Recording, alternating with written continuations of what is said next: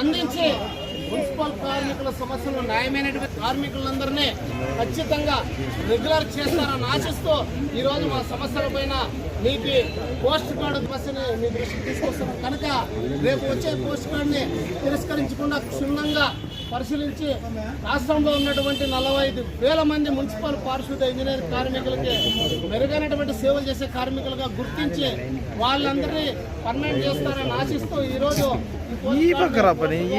ముఖ్యమంత్రి గారికి పంపించడం జరుగుతుంది. కాబట్టి